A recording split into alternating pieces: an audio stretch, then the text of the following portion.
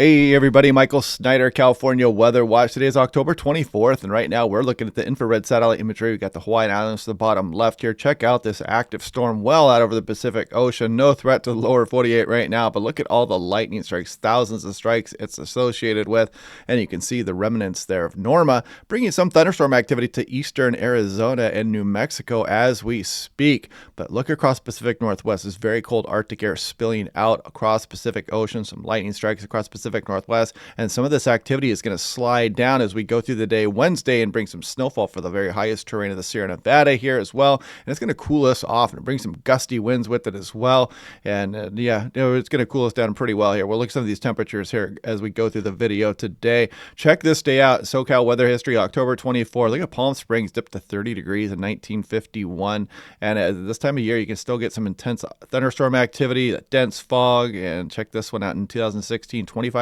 cloud to ground lightning strikes, some of which downed and burned several power poles. One strike hit a football player, but he survived, fortunately. Interesting stuff there. Nice stuff from the National Weather Service, San Diego. NAM 3 km, 80 meter wind speeds. So check this out. So we relax here for a bit as we go through the day Tuesday. We start to pick things up again Tuesday night, a little bit across the higher terrain in advance of this next system.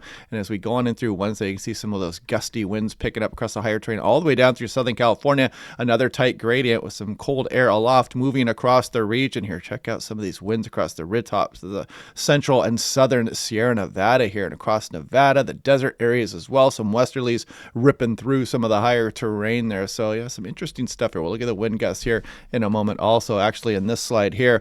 Now, if we scroll ahead here, you can see some of these wind gusts across the Sierra Nevada as we go. Some of them showing up over 70 miles per hour for some of the higher elevations here. Some gusty winds out towards Reno, Lake Tahoe as well. A lot of Nevada. Some of the desert areas gusted up into the 40s potentially as well as we bring this cold air mass down across the region.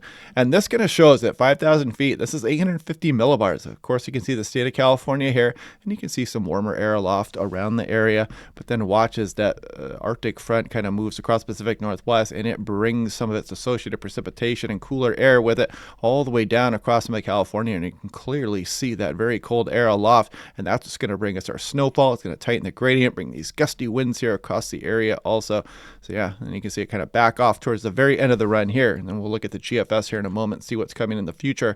But look at the national blended models. This is daily 2 meter minimum temperature here. A little bit of a tongue twister for me there. This is for basically Wednesday, October 25th, the low temperature. And then you can see as we go through Thursday, Friday, Saturday, Sunday. Check out this weekend. Look at these temperatures for the Sierra Nevada, getting down in towards the teens here, and some pretty chilly overnight lows all the way down to the higher terrain of Southern California also. But look at Nevada. You're getting a pretty hard freeze out there by the time you get towards Monday, October 30th, and another pretty chilly morning on the 31st. But you can see temperatures start to bounce back a bit here.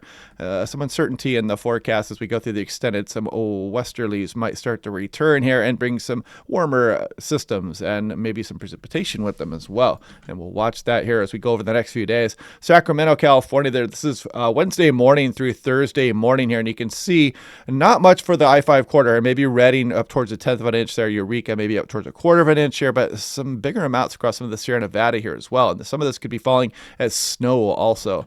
Now, taking a look at the colder temperatures ahead for Eureka, California. Check it out. Weaverville getting down to the 20s here. Look at Trinity Center and Hayfork down to the mid-20s here. So you could have a pretty hard freeze coming in here as you go towards the weekend, especially for the higher terrain. Heads up for that. Protect your sensitive plants and, of course, shelter for pets. And Phoenix calling attention to that as well. This cooler air moving down across the area. And you can see the best rain chances for eastern Oregon today. Thunderstorm activity with that. And Las Vegas, you can show that graph here. Check it out. Saturday, Sunday, and Monday. Look at this Sunday and Monday only into the mid and low 60s for high temperatures. That is going to bring out the coats there across portions of Nevada. Check it out. Big time change incoming here, folks. And that was issued today, October 24th. This is Phoenix as well, kind of showing that diagram here with this colder upper level low kind of cooling things down here across the region. Nice graphic here from the National Weather Service, Phoenix.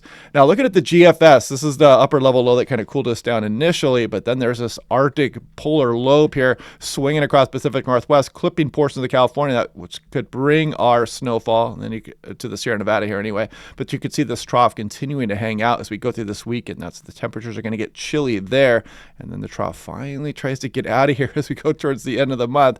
Hard kicking it out, and a little bit of a ridge builds here, but then maybe some westerlies start to return here as we go through early November. This would bring precipitation back into California as well. So we'll continue to watch this as we go through the next few days. Another trough there across the west coast or the early portions of November. So more on that here in the upcoming days.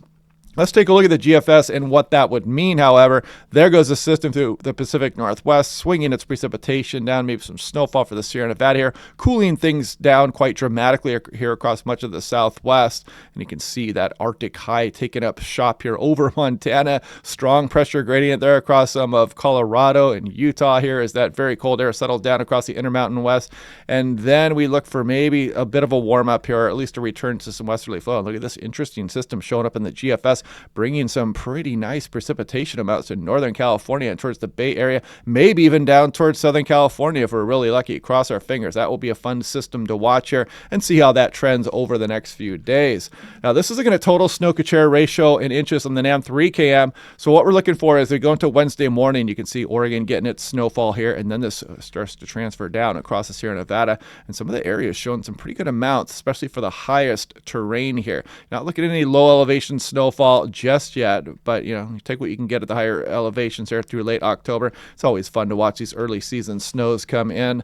6 to 10 day temperature outlook. This goes through November 2nd, so definitely wrapping up the month here. Below average here across much of the west, including the northern states there, as well as this Arctic air mass sags down across the area here. 6 to 10 day, maybe just starting to bring some of that precip back with that next system here starting to show up in the 6 to 10 day. And here's the 8 to 14 day. Some warmer temperatures here with that return of the westerlies across the west coast also, and that would bring some above average precipitation here. So they're kind of hinting at that system that we saw on the GFS as well. So something to look forward to there.